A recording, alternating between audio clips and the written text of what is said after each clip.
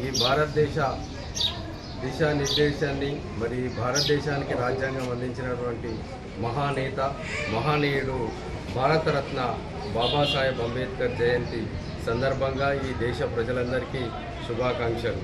మరి ఈరోజు భీమ్గల్ పట్టణంలో మరి ఘనంగా బాబాసాహెబ్ అంబేద్కర్ జయంతి ఉత్సవాలను నిర్వహించడం జరిగింది.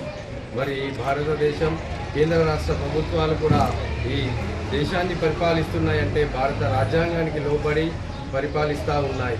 మరి ఆ భారతదేశము భారత రాజ్యాంగానికి లోబడి చట్టాలను చేస్తూ ఉన్నాయి.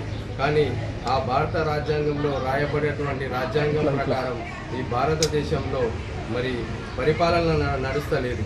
మరి ఇంకా పరిపాలన నడవాలంటే భారత రాజ్యాంగానికి అనుకూలంగా పరిపాలించాలంటే మరి కఠినమైనటువంటి చట్టాలు తీసుకురావాల్సిన అవసరం ఉన్నది.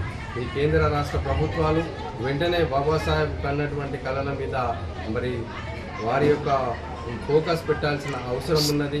మరి ఈ భారతదేశ ప్రజలందరికీ కూడా 130వ జయంతి శుభాకాంక్షలు తెలియజేస్తూ మరి ఈ రాష్ట్ర ప్రభుత్వానికి కూడా మరి మనం నిర్మించుకున్నటువంటి బాబాసాహెబ్ అంబేద్కర్ హైదరాబాద్లో నిర్మించుకున్నటువంటి బాబాసాహెబ్ అంబేద్కర్ విగ్రహం వద్ద మరి ఘనంగా ప్రతి ఏటా కూడా మరి అధికారికంగా మరి ఉత్సవాలు జరపాలని మరి మేము దళిత ఐక్య సంఘటన భీమ్గల్ పక్షాన డిమాండ్ చేస్తున్నాం.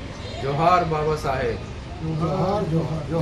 మరి బాబాసాహెబ్ అంబేద్కర్ జయంతి సందర్భంగా మరి ప్రైవేటు ప్రభుత్వ ఆసుపత్రులలో మరి రోగులకు పనులను పంపిణీ చేసి మరి వారి యొక్క జయంతి సందర్భంగా వారి యొక్క